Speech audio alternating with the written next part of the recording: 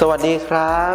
ผมนายทรงพลชัยสุริยะครับผมสำหรับวันนี้นะครับผมเราก็จะมาพูดถึงสัญญาณของโรคยอดฮิตนะครับผมก็คือโรคหลอดเลือดสมองนะครับผมก็มีสัญญาณมีอะไรบ้าง fast track ครับผม F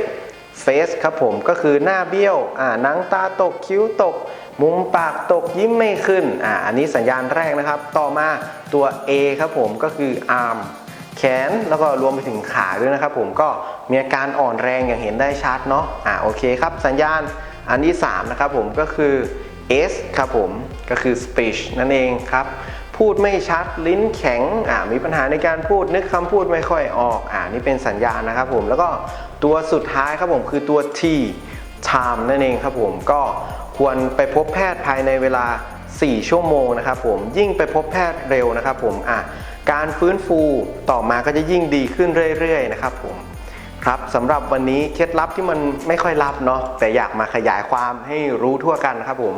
มก็ฝากไว้เพียงเท่านี้ครับผมก็ขอบคุณครับสวัสดีครับ